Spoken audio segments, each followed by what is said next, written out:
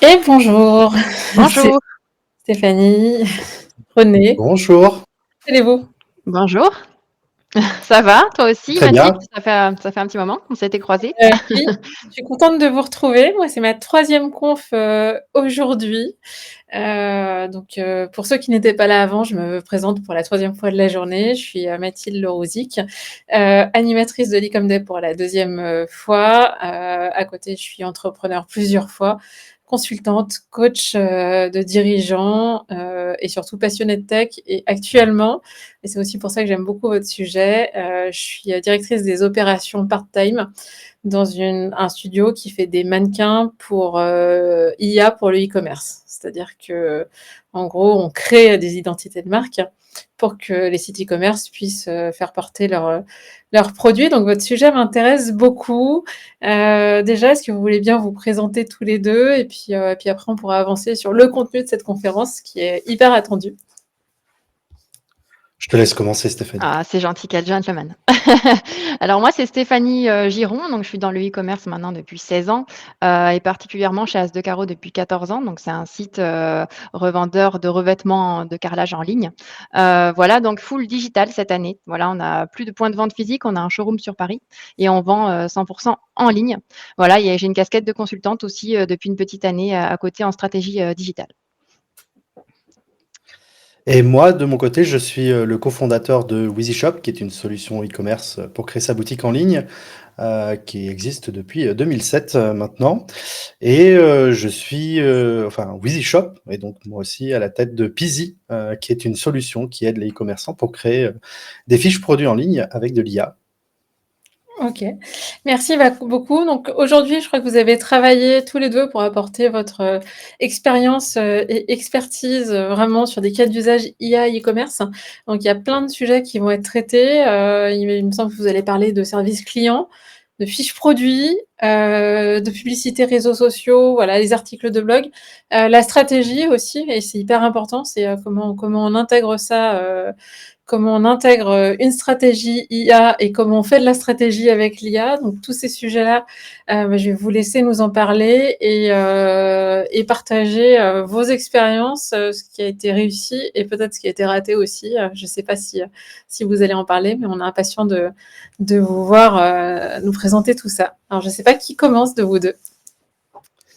Eh ben, je vais commencer. Et en fait, juste pour commencer, je vais préciser qu'on a travaillé les slides pour avoir à la fois le regard des solutions que j'ai de mon côté et à la fois le regard e-commerçant qu'a Stéphanie. Et donc, du coup, on met en parallèle les solutions dont je peux parler et les cas d'usage qu'elle a pu avoir de son côté chez As2K.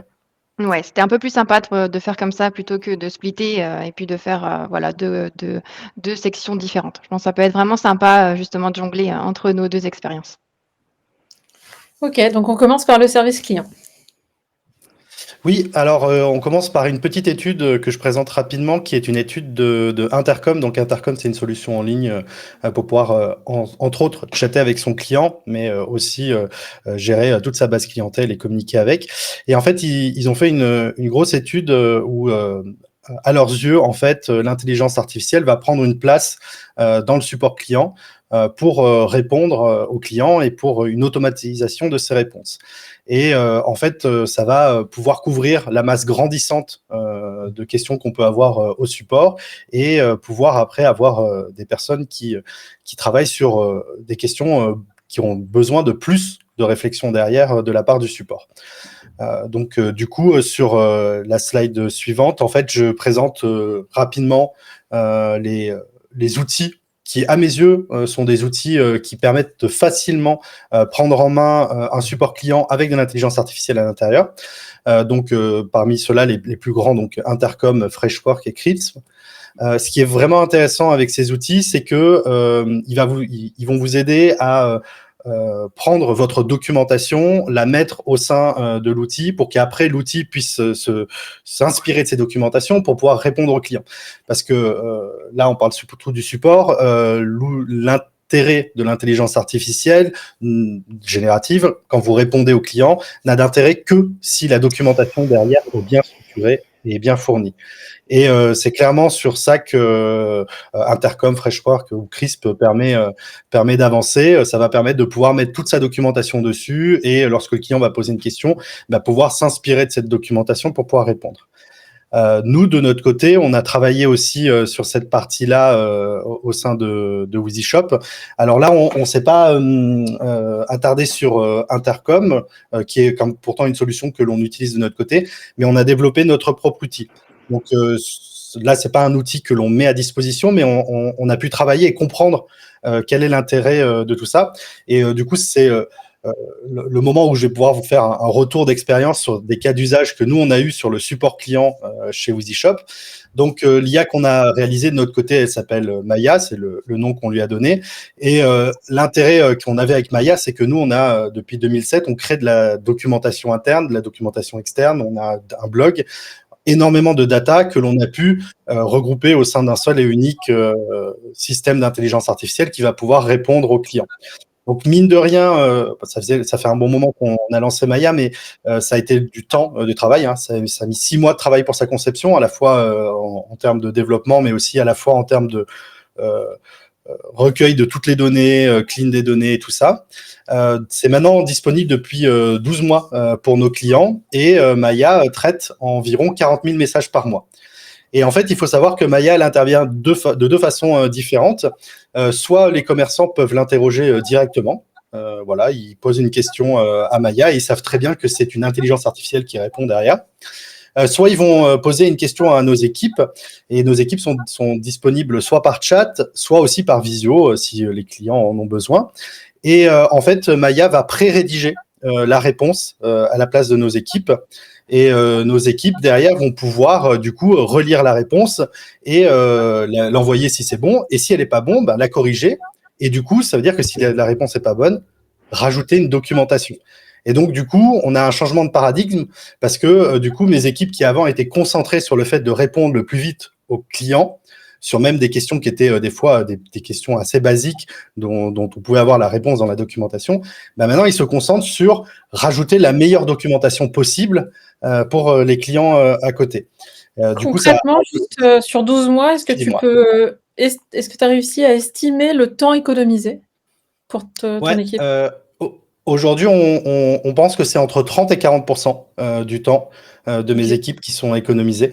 Et c'est du temps que, du coup, on reconsacre à contacter nos commerçants plutôt que d'être là pour répondre à leurs questions. On va être proactif plutôt que réactif. Ouais, et là aussi, c'est un autre changement de paradigme. C'est-à-dire qu'en fait, alors c'est ce que je dis souvent dans mes conférences, et c'est vrai que c'est bizarre quand on parle d'IA, mais l'IA, si c'est bien utilisé, ça remet de l'humain au bon endroit.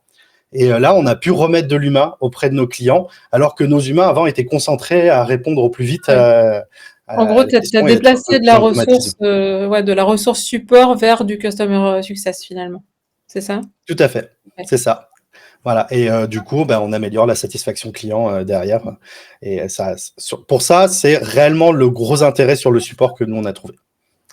Je vais du coup laisser la place à Stéphanie. J'enchaîne moi aussi, donc pour mon regard e-commerçante, du coup, et par rapport à ce que disait René, je constate également le même gain en fait d'énergie au niveau des équipes, au niveau donc d'un agent nous qu'on a créé. Donc c'est un peu plus sobre, hein. Forcément, on n'a pas les mêmes outils ou les mêmes moyens quand on est e-commerçant. Mais on s'est mis à l'IA quand même dès le commencement et on a créé des agents donc qui vont vraiment upgrader le service client. Donc avec ce service client augmenté, on arrive à rédiger pas mal de mails réponses qui sont plutôt qualifiés. Donc à l'étape d'aujourd'hui, comme René disait, on va être aussi sur le fine tuning. On va vraiment plutôt affiner derrière la doc qu'on a donné à manger à l'IA pour avoir encore un résultat de réponse plus pertinent. Donc on va répondre voilà, aux questions techniques de pose de carrelage. Ça va être assez fin. Jusqu'à aller alimenter derrière l'IA sur les gestes commerciaux qu'on est prêt à faire dans certaines situations. Donc, on va l'enrichir d'exemples. Donc, c'est un bénéfice de temps et puis aussi de meilleure qualité de réponse pour les clients. Donc, on a vraiment gagné en expertise alors qu'on avait finalement tout sous les yeux. Donc, c'est vraiment dans ce cas-là un levier qui est très intéressant et notamment aussi sur l'agent conversationnel. Hein, je rejoins aussi René là-dessus. C'est un outil qui est très puissant. Donc on s'insère aussi, nous, de notre côté, pour répondre automatiquement aux avis Google, puisqu'il y a une connexion qui est possible via API. Donc on utilise Make, mais vous pouvez faire ça sur Pipedream ou d'autres outils d'automatisme. Avec finalement un scénario assez simple, on peut aller répondre. Donc nous, on a fait le choix de répondre automatiquement sur les avis 4 et 5 sur 5. Et puis garder quand même la main sur les avis en dessous de 3 inclus. Donc on a quand même une génération de réponses qui est faite, mais qui est envoyée par mail et qui va être voilà, arbitrée et puis peut-être un petit peu nuancée par les équipes au cas par cas. Ça peut aussi nécessiter un appel téléphonique au client. Donc voilà, on gagne quand même du temps en gardant aussi la main. Donc pour les autres avis, tout ce qui est avis vérifié, c'est un petit peu plus compliqué parce qu'il n'y a pas d'API. Donc on va se servir d'un GPT construit et aussi particulièrement en fonction de ce support-là. Donc on aura juste à faire un copier-coller et ça fonctionne plutôt bien aussi, même pour les avis négatifs. Donc particulièrement pour cela. Et là, je vais te poser un petit peu la même question. Est-ce que tu as mis en place des indicateurs de suivi sur la partie service client? Comment tu mesures l'efficacité? Est-ce que tu regardes le délai de réponse? Est-ce que tu regardes On a le des temps KPI, pas forcément aussi fins que tu le dis au niveau du délai de réponse, mais en tout cas, on sait aujourd'hui que c'est important de répondre à tous les avis, y compris les positifs, et d'y répondre assez vite. Donc, on va dire qu'on est dans les clous, mais c'est vrai qu'on n'a pas encore dédié du temps pour aller aussi finement dans les KPI micro, mais ça serait intéressant de le regarder. Mais là, sans conteste, c'est vraiment apprécié par les clients. On laisse maintenant volontairement en fait un temps de latence avant de publier une réponse pour que ça ait l'air quand même humain. Quand on reçoit une réponse immédiatement, voilà, c'est pas forcément ce qu'on va apprécier le plus. Exactement. C'est la question que j'allais te poser, c'est justement comment tu fais pour que le ton reste humain et en accord avec ta politique commerciale, justement. Oui, complètement. Bon, voilà, tout est dit. Mais tu vois, enfin, je pense que c'est important dans tous les cas on l'a vu dans le scénario où quand les avis sont négatifs, ben en fait il y a validation, c'est pré-rédigé mais il y a validation derrière. Il faut pas oublier que l'intelligence artificielle générative est aussi source d'erreurs et qu'il vaut mieux relire, surtout dans des cas où on peut être en conflit. Enfin, manifestement le En client n'est pas friction. content, donc il va falloir éviter cette friction. Et là, l'humain est pour validation est toujours très important. C'est pour ça aussi que nous, de notre côté, il y a pré-validation aussi lorsque c'est pré-rédigé par l'outil. Et justement sur les notes à 4 et 5, même s'il y a pas de validation avant publication, est-ce qu'il y a quand même un contrôle, qui est fait systématiquement après publication? Non, pas forcément. On l'a fait au début, hein, sur quelques semaines. On s'est auto-noté, hein, sur certaines réponses et finalement, on les a rendues un peu plus humaines. En tout cas, sur un ton qu'on voulait adopter, nous, pour la marque, mais chacun a son ton et vous pouvez très bien avoir de l'humour ou avoir du tutoiement. Ça dépendra vraiment de la politique de l'entreprise. Nous, on a mis vraiment une réponse qui nous ressemble dans un certain contexte. Mais au final, voilà, il faut quand même laisser la main au bout d'un moment il faut faire confiance, ça fonctionne très, très bien. OK. Du coup, on passe sur la partie Oui. rédaction de fiches produits. Donc là, je vais principalement parler de Peasy, mais il faut savoir aussi qu'au sein de notre solution WheezyShop, on a intégré de l'intelligence artificielle pour aider les commerçants à créer des fiches produits. Il faut savoir que depuis 2007 qu'on les accompagne, on sait que pour beaucoup de e-commerçants, e-commerçants qui démarrent, c'est difficile de savoir comment écrire sa fiche produit. Le syndrome de la page blanche, c'est une problématique. Et du coup, quand on a commencé à travailler avec l'intelligence artificielle il y a un peu plus de 2 ans et demi, on s'est rendu compte qu'il y avait une vraie opportunité sur cette partie-là, ne serait-ce que de commencer à rédiger quelque chose que le commerçant derrière allait pouvoir relire et affiner et aller plus loin. Et avec Peasy, on a fait une étape supplémentaire qui est d'abord une application, donc n'importe qui peut installer sur son téléphone, et si ceux qui nous écoutent veulent la tester, vous pourrez la tester gratuitement. En installant Peasy sur votre téléphone, vous allez pouvoir prendre la photo de votre produit et en l'espace de 45 secondes, ça va créer une fiche produit complète. C'est-à-dire que l'outil derrière va analyser le contenu de l'image, va la détourer, va inventer un fond pour la mettre en valeur, et puis va trouver un titre, une accroche, une description longue, une title, une métadescription, enfin ce qu'il faut pour commencer avec une fiche produit. On va aussi inventer un prix pour faire une fiche produit classique. Après, au commerçant de travailler sur son prix. Là, clairement, c'est vraiment pour que ça ressemble à une fiche produit.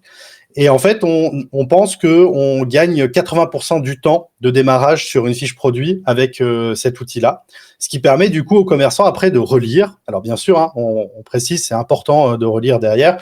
On conseille pas aux commerçants de publier tel quel, et aussi de réadapter le contenu en fonction de ce qu'il a envie. Donc ça a été la toute première version. Et puis, en fait, vu le succès grandissant de Peasy, on est allé plus loin avec une version dédiée à des professionnels plus établis.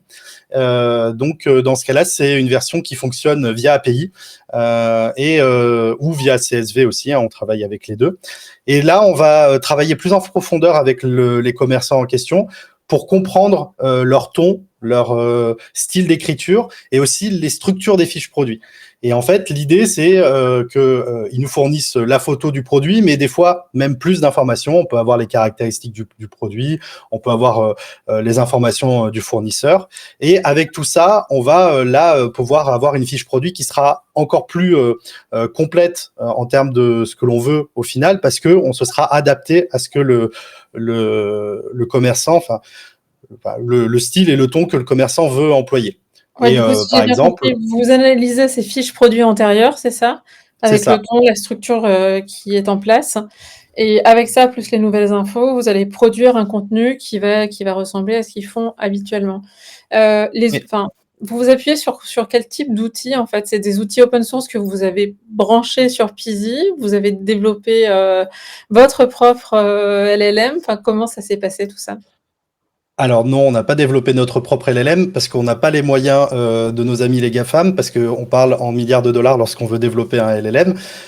Mais on se sert de LLM qui sont à la fois certains privés et certains open source et que l'on va ce qu'on appelle fine-tuner. Donc Mmh, on va lui apprendre une certaine structure de réponse.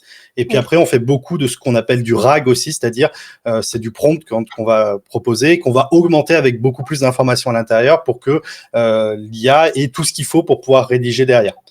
Et en fait, et c'est aussi un enchaînement de plusieurs IA différentes. C'est-à-dire que on a des IA qui sont là pour lire l'image, et puis d'autres IA qui sont là pour faire la rédaction. On travaille aussi pour le détourage. Là, sur cette partie-là, on travaille avec un partenaire français qui est Photoroom, parce qu'il n'y a pas, Mmh. il y a pas mieux, je pense, pour faire du détourage. Et voilà, en fait, on a mis toutes ces briques ensemble pour pouvoir à la fin avoir Un un ensemble, rendu qui une fonctionne offre bien. complète. Voilà. Et parmi nos clients qu'on peut avoir actuellement, on a par exemple une boutique en ligne que vous connaissez peut-être qui s'appelle Okara. Voilà, et ben avec Okara, on a travaillé ensemble. Et en fait, quand ils rédigent leurs fiches produits au sein de leur PrestaShop, et ben ils vont pouvoir faire appel à Peasy et après ils vont pouvoir relire parce que là encore, je le répète, on relit, on vérifie que tout fonctionne bien. Mais en fait, on fait gagner du temps parce que on a déjà une structure, un ton, un style qui correspond à ce qu'ils souhaitent. Et comme je ne vais pas faire la pub que de Peasy, il faut savoir qu'il existe d'autres outils qui permettent de faire ça, comme Plumi.app qui fonctionne essentiellement avec du Shopify, ou Text Cortex qui lui fait un peu de tout, mais qui fait aussi de la fiche produit. Voilà. Alors pour ma part, c'est un peu plus classique, plus basique, mais aussi un assistant, hein, qui va m'aider à faire mes fiches produits en tout ou partie. Donc bon là, je vous ai mis un exemple. En fait, c'est un petit peu, c'est un petit peu trop «riche» entre guillemets, ça fait pas forcément très humain, mais il faut se dire que voilà, on va extraire, quelques parties pour aller aider à la rédaction. Encore une fois, c'est pas faire un copier-coller. C'est se servir de la trame. Là, on voit qu'il est capable de faire des tableaux avec des facettes qui sont plutôt pertinentes. Donc, on va encore une fois gagner du temps et puis arbitrer humainement derrière à ce que je garde, ce que je garde pas. Influencer la production du contenu avec des termes SEO qu'on a envie de mettre en avant, ou si on a envie de travailler un cocon sémantique plutôt particulièrement un qu'un autre. Voilà, on va pouvoir aussi se servir de l'IA pour attribuer justement ces fameuses facettes en masse à des tableaux Excel pour essayer de voilà, s'exonérer de ce travail qui est plus que fastidieux. Heu, donc voilà, ça va être encore une fois un outil qu'on va manipuler au quotidien. Et au niveau des fiches produits, on se sert aussi de l'IA pour faire de l'upselling. Je dirais pas que c'est du cross-selling, sachant qu'on est, là sur ce cas-là, on est sur en fait, une reconnaissance de l'image. Donc je vous ai mis la petite photo du carreau sur la gauche, et l'IA va donner en fait un score aux autres images pour se dire, bon, elle lui ressemble à 89% ou à 99%. Et elle va pousser des carreaux qui vont être, si on le veut, donc plus chers que le carreau original pour vraiment faire de l'upsell ou en tout cas augmenter le choix et puis augmenter forcément la conversion auprès du client. Donc, nous, on a fait un choix quand même d'exclure quand même ce qui était trop proche parce que l'idée, c'est pas de perdre le client. On le sait, hein, quelquefois, il vaut mieux avoir un catalogue plus petit, mais finalement avoir de la conversion que de le diluer et finalement, il va partir en étant un peu frustré parce qu'il a eu trop de choix. Donc voilà, il faut arbitrer avec ça, mais c'est vrai que il y a des bons retours. Donc il y a plusieurs outils qui permettent de faire ça. On a Algolia et puis on a aussi Nosto qui peut faire ça. Voilà, il y a des outils maison qui peuvent aussi faire de la reco image dans ce style. Sur Voilà. la personnalisation de contenu en masse comme ça, c'est quoi les principaux défis que tu as rencontrés toi, Stéphanie? Bah, au début, c'est vraiment la taille, la masse de fichiers. Donc, quelquefois, on était confrontés donc à un petit félin très feignant qui avait pas envie, qui nous disait, «Bah, non, en fait», voilà, il faisait vraiment qu'une petite partie du travail. Donc il a fallu, apprivoiser, le matou. Mais, finalement, après, on a réussi à bien apprivoiser, tout ça et on a fait, quelques formations en interne aussi pour nous aider. Voilà, avec l'usage, on arrive à sortir ce qu'on a envie. Il faut vraiment le façonner, pour tirer ce qu'on a envie et puis segmenter, voilà, vraiment le Sur sur besoin, en amont. sur combien de temps vous avez fait ça? C'est intéressant parce que tu dis: «On a fait une formation», enfin, en gros, et tu vois aussi qu'il y a une logique d'équipe. Ça s'est construit sur combien de temps pour avoir l'usage que vous avez aujourd'hui? On s'est pas vraiment formé, on va dire, on s'est formé quand même en continu, mais ça ne s'arrête pas à une formation, ça évolue tellement vite, là encore aujourd'hui, il y a des mises à jour. Enfin, je pense Mmh. que la formation, elle est à faire, vraiment individuellement. Si on est intéressé, nous, on a une équipe, très dynamique et puis vraiment très, fan de digital, donc ça se fait tout seul, on se parle, puis c'est vraiment finalement, à la pause, à la pause café qu'on va aller, se former, et puis tester, en fait. C'est vraiment ça, il faut y aller, faut tester et puis, comme tu disais, hein, il faut des fois échouer et se dire: «Bon, bah, là, ça, je vais pas y arriver». Il faut accepter que quelques tâches encore, restent, finalement, meilleures quand elles sont faites par un humain et il faut aller tirer le meilleur, justement, essayer d'aller, trouver ce qu'on peut, tirer, de positif, sur l'IA. Il y a vraiment beaucoup de choses. Il y a aussi voilà, des choses très, très, vraiment moins bonnes, on va dire. Voilà, faut faire la part des choses. Mais c'est vraiment de la formation continue et de l'intérêt, hein. Je dirais que c'est la curiosité avant tout. OK, merci beaucoup. Du coup, on continue avec la publicité sur les réseaux, les réseaux sociaux. Donc là, c'est vrai qu'il y a pas mal d'intelligence artificielle qui peuvent aider du coup à pouvoir partir d'un produit, d'une fiche produit et de créer derrière des publicités en ligne. Ad Creative qui est quand même assez bien réalisé pour pouvoir donc du coup partir de ce produit qui a été détouré, lui donner quelques informations et puis il va vous proposer des publicités à mettre sur les différentes plateformes. Vous pouvez les sélectionner et derrière, vous allez même pouvoir travailler dessus pour pouvoir le réadapter en fonction du style que vous avez envie. Après, il y a aussi la possibilité de faire des vidéos pour que l'on puisse les poster sur les réseaux sociaux. Par exemple, il y a Fleas, donc Fleas.ai qui permet d'à partir d'une URL d'une fiche produit de créer une vidéo dynamique qui se base sur les images qu'il aura trouvées dans le site internet et il va créer comme ça une publicité sous le format que vous le souhaitez, c'est-à-dire du YouTube ou du TikTok, enfin ou du short si vous êtes sur short ou du reel si vous êtes sur reel ou sur les trois en même temps. Et l'intérêt c'est que comme ça en très peu de temps on va pouvoir faire un montage vidéo sur lequel en plus on a la main pour pouvoir modifier le texte et l'argumentaire qu'il aura construit. Pareil pour Ad Creative et toujours pareil, hein, une relecture, c'est important, mais ça permet comme ça de pouvoir démarrer facilement pour pouvoir publier ses publicités pour ses produits sur les réseaux. J'en cite un troisième, il y a Creatopie, donc j'ai pas montré, mais qui fonctionne lui aussi très bien, souvent montré en concurrence d'Ad Creative sur la création de visuels pour les réseaux sociaux, alors que Fleas, lui, se concentre sur de la vidéo. OK. Je vois que le temps, passe, donc je vais aller un petit peu vite aussi. Donc, nous, de notre côté, au niveau de la pub et des réseaux sociaux, bon, je vais encore un petit peu radoter, mais ça va être de l'automatisation avec, voilà, de la connexion, sur l'IA derrière. Donc, sur Pinterest notamment, on a, donc, notre traffic manager qui est a fait une pépite là chez As de Carreau pour justement mettre en place une stratégie où on va simplifier la vie de la community manager et qui va simplement devoir donc remplir le formulaire qu'on a à droite avec juste une insertion d'URL image. Pour la faire courte, voilà quelques données, hein, c'est-à-dire 5 minutes de son temps. Et derrière, ça va aller templatiser avec RenderForm, voilà l'image avec un certain template, donc on a plusieurs templates. Et puis donc derrière, enrichir le contenu textuel, donc le titre, la description, et puis rebalancer derrière sur Pinterest. Donc ça nous donne finalement, c'est assez sexy, c'est plutôt sympa, c'est frais et surtout, ça ne nous prend pas beaucoup de temps. Donc ça, on peut l'imaginer sur pas mal de supports, hein, sur n'importe quel média social. Donc ça ne nous coûte pas très cher en token et voilà, on n'a plus de raison de ne pas publier. C'est fini en fait, on ne trouve plus d'excuses. Maintenant, on a des belles choses et on n'a plus besoin d'ouvrir Photoshop ou Canva.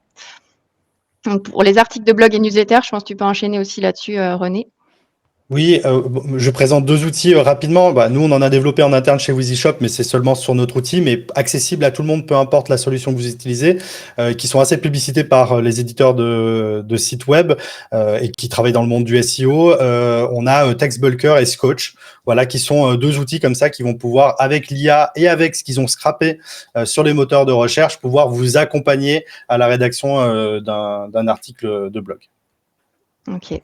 Et donc, de notre côté, encore une fois, ça va être un agent GPT qui a été construit pour faire une structure de base, donc de l'article ou de la news, en fonction de certains critères. Donc, les critères vont être remplis dans un tableau. Donc, ça peut paraître basique, mais ça fonctionne très bien. Donc, quelle idée on veut en ressortir, quel média on vise, si c'est un blog, si c'est un mail, quelle taille il fait, si c'est, voilà, on le disait tout à l'heure, un réseau social. On peut aller influencer avec des questions Google ou des mots-clés qu'on a envie de placer, des liens qu'on veut placer ou non. Et derrière le ton, si on veut un ton vendeur ou accrocheur. Donc, c'est très rapide et encore une fois, ça fait gagner du temps. Donc, je le répète, mais il faut arbitrer et puis voilà, se dire bon, cette partie, c'est bullshit justement, on va pas garder parce que c'est pas ça fait pas humain et puis garder la base. Donc simplement, voilà, se dire que en gardant le jus, on gagne encore une fois 40%. Comme on disait tout à l'heure, on va vraiment gagner 40% de temps parce que ça nous enlève toute cette trame à construire. Et puis, en fonction du réseau, voilà, hein, si on est sur Facebook, on va avoir plus d'emojis ou plus de hashtags. On va avoir moins cette réflexion. Voilà, au quotidien, c'est plutôt agréable. Et derrière, on peut aussi lui demander de rédiger directement avec certains balisages. Donc, ça peut avoir aussi de l'intérêt pour des articles de blog où on va avoir besoin voilà, de certains liens ou certaines données particulières. Du coup, sur la partie génération d'images, alors on va pas s'attarder sur les outils qui permettent de générer des images à partir de rien du tout, parce qu'on est dans le monde du e-commerce et on a un produit à mettre en avant. Mais il y a des outils qui permettent du coup de prendre les images de certains produits et de les mettre sur des modèles. Et du coup, c'était intéressant ce que tu nous Oui, bah, ça va plaire à Mathilde. de ton côté, Mathilde. Voilà. Mais donc du coup, parmi les outils que je connais, donc il y a Outfit Changer qui permet comme ça donc de choisir, de mettre votre image, de choisir la catégorie, de choisir le modèle et d'appliquer dessus. Ça s'améliore de plus en plus, mais il y a toujours des fois des problématiques sur les motifs, donc à faire attention. Oui. Je sais Les que matières voilà, aussi. le travail et les Les matières matières, aussi, le ouais. tomber est pas évident effectivement Génération. et c'est hyper intéressant. Moi, j'ai un exemple que j'aime beaucoup, sur ce qu'on appelle les try-a-thon, c'est vraiment les essais, produits. C'est, on peut aussi, faire évoluer le mannequin en taille. C'est-à-dire qu'on peut avoir une première photo produit qui va être du S, parce que c'est comme ça que historiquement on présente les produits et après on va pouvoir voir un projeté, dans une taille, L, XL avec un mannequin qui a le même visage, mais dont les formes ont évolué. Et ça, c'est assez intéressant parce que ça permet vraiment, pour le consommateur de ne pas se tromper et de voir ce que ça va donner sur lui ou enfin sur soi. Et ça, c'est des usages qui sont intéressants. Et en termes de coût, c'est aussi hyper intéressant, mine de rien. Parce que faire Oui, des parce shootings photos, ça coûte très cher. C'est ça, exactement. OK. Juste, tu peux revenir en arrière une seconde sur Botica. Voilà, Ouais. je présentais aussi Botica. Botica, eux, la différence, c'est que soit à gauche, vous prenez la photo de votre produit, vous choisissez le fond que vous voulez mettre avec la tête du mannequin et on va avoir un assemblage réaliste qui va se faire. Soit dans le cas de droite, vous allez prendre une photo qui n'est pas dans un cadre professionnel, clairement comme on le voit à gauche, et ça va être réappliqué dans la même posture sur un autre modèle et avec un fond neutre. Voilà, ce sont comme ça des outils qui permettent de facilement passer d'une photo qui est des fois peu professionnelle à une photo professionnelle ou d'un produit qui n'est pas porté à un produit porté, même si, comme tu le disais, faire attention à la taille du produit, faire attention aux motifs. Bon, au passage, il l'a mise en blonde, mais on fera pas de commentaires. Ah, ça, c'est un choix de la personne hein, pour Oui, passer je me doute. le modèle en blond. Voilà, donc juste je remettais les noms ici des deux outils en question qu'il est possible de tester. Ça marche. De notre côté, au niveau des images, on a pris le chantier à bras-le-corps l'année dernière. On s'est dit, bon, qu'est-ce qu'on fait avec nos 80 gigas de photos? Et on s'est fait un chantier d'upscale massif avec donc c'est topaz.ia. Donc là, je vous ai mis un exemple. Clairement, ça nous permet de gagner en qualité. Donc, on a eu quelques soucis. Donc là-dessus, il y avait un petit défi au niveau des textures. Certains produits trop texturés ou trop, justement, qui ont trop de motifs. L'IA se permet de faire voilà, des petits hiéroglyphes un petit peu par-ci par-là. Donc, ça demande quand même un arbitrage humain. Donc, ça a des limites. Aujourd'hui, on est encore en train de se demander comment on peut attraper ce morceau parce qu'on a voilà, certaines photos de trop mauvaise qualité où il y a de l'aberration. Donc, on va devoir faire un filtre et se dire d'appliquer cet upscale qu'à partir d'une certaine qualité d'image quand même. Il faut avoir un minimum. Si c'est vraiment trop, voilà, si c'est trop dégradé, on ne pourra pas récupérer. Voilà. Mais par contre, c'est peu coûteux et derrière, l'image, c'est le levier surpuissant pour la conversion. Si on n'a pas d'image, on ne vend rien. D'ailleurs, on a vu hein, qu'il fallait minimum avoir 2 images sur un produit pour le vendre. Une image n'est pas suffisante, mais en plus, il y a de mauvaise qualité. Voilà, je pense qu'on a tout dit. Donc après, je tenais à parler d'une petite partie stratégie, parce que pour moi, l'IA, c'est pas juste un outil, c'est quand même un levier qui vient exacerber la stratégie. Ça vient vous aider.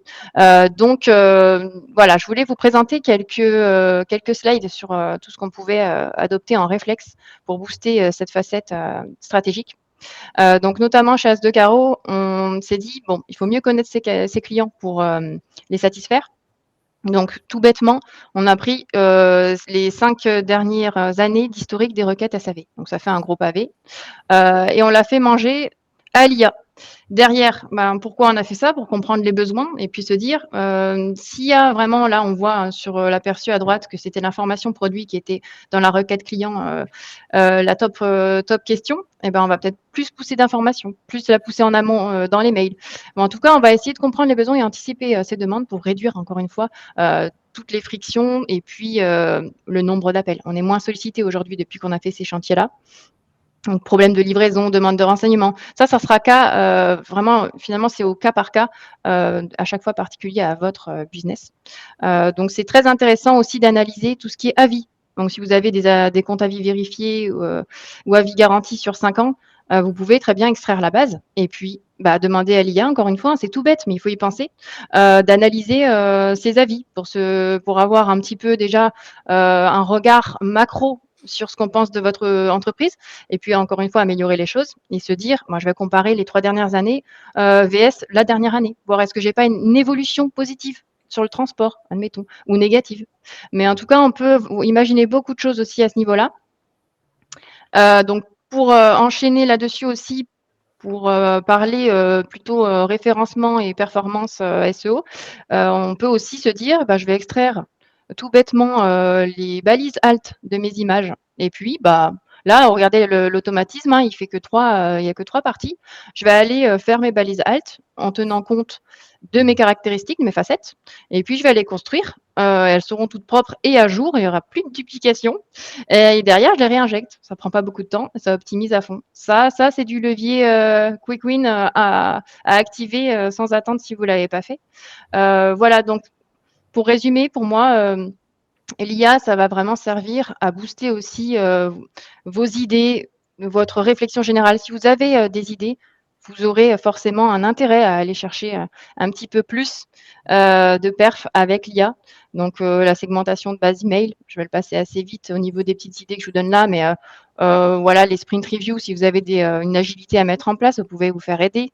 Vous pouvez créer des formulaires intelligents pour mieux connaître vos clients. Donc là-dessus, l'IA, il va être très, très fort pour vous aider à construire un formulaire pertinent.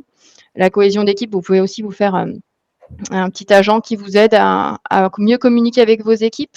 Pour négocier, je trouve qu'il est très fort aussi. En général, je suis une bonne négociatrice, mais on va dire qu'il m'a surpassée à certains moments, surtout quand c'est en anglais, par exemple. Donc, au niveau des traductions, il ne faut pas hésiter aussi.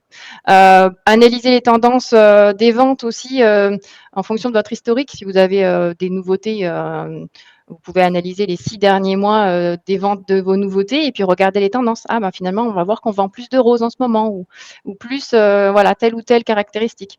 Donc, ça nous aide en fait à avoir un meilleur regard parce qu'on n'est pas des machines pour le coup et on passerait des semaines à faire des statistiques. Donc là, pour la petite blague, mais c'est vrai que je me suis même créé, moi, une stratégie qui peut me donner des idées quand j'en ai pas. Donc c'est drôle, mais même ça, il peut le faire. Le jour où vous avez une idée, vous le notez quelque part, et puis vous savez où vous voulez aller. Donc derrière, en fait, en communiquant bien avec l'IA et puis en lui fournissant les bons axes, il va même pouvoir vous rappeler avec un petit mail le lundi que vous aviez pensé à ça le mois dernier, et que c'est peut-être maintenant que vous aurez le temps de le faire. Donc là-dessus, en fait, il y a pas mal de choses à faire. C'est plutôt un réflexe qu'il faut avoir. Donc, faut s'y mettre et puis s'amuser surtout, être curieux. Et puis à ce moment-là, ça se passe très bien.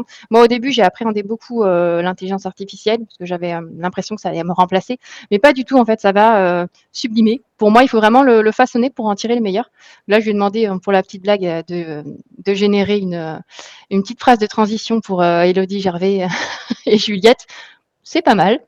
Voilà, soyez curieux. Et puis je laisse René faire son petit mot de la fin aussi de son côté. Oui, moi, ce que j'aime bien ces deux cases de BD où une personne à gauche dit bah, l'IA transforme ma liste de points importantes en un long mail que je peux prétendre avoir écrit, et la personne à droite qui dit bah, l'IA extrait une liste de points importants de cet énorme email que je peux prétendre avoir lu. C'est aussi pour mettre en perspective que des fois, enfin que l'utilisation de l'IA doit être faite de façon raisonnée et que des fois on va peut-être s'en servir de façon un peu trop grosse par rapport à ce que l'on attend, et que si c'est pour juste des conventions, peut-être qu'il fallait mieux travailler en interne. Néanmoins, et je le répète, là où l'intelligence artificielle est intéressante dans votre stratégie, c'est déjà, pour l'application, faites attention, ne partez pas sur trop gros, commencez par des petits chantiers, validez si ces chantiers fonctionnent et puis après avancez. Et la deuxième, c'est que la plupart du temps, et nous c'est comme ça qu'on réfléchit, c'est comment on peut faire pour que l'IA nous assiste pour être plus efficace d'un point de vue humain derrière, et donc du coup de lui donner des tâches à faible valeur ajoutée la plupart du temps pour que sur les tâches à forte valeur ajoutée, l'humain puisse intervenir. Et voilà. Et merci à vous de votre attention. On a respecté le timing, je crois. Oui, tout à fait. Merci beaucoup à tous les deux de Avec ce que vous plaisir. avez partagé. C'est hyper intéressant. Bon, moi, j'en retiens plein d'usages sur la question de la stratégie et notamment de l'analyse de tous les retours service client, à la fois pour alimenter ta stratégie ou des évolutions sur ton site, mais également pour répondre à tes clients. Je trouve que c'est des usages qui sont hyper intéressants. Une dernière question, juste pour finir. Moi, j'ai l'impression qu'un des avantages aussi, c'est que même des petites structures vont pouvoir tirer parti de l'IA. Oui, complètement. Est-ce que la clé, c'est d'être curieux et malin? Oui, ouais, comme j'ai dit tout à l'heure, pour moi, c'est ça, c'est la curiosité. Et puis, il faut rester humble aussi face à ça et il faut pas hésiter à mettre le nez dedans. On est tous capables de le faire et pas que pour les entreprises. On peut se faire un plan sportif.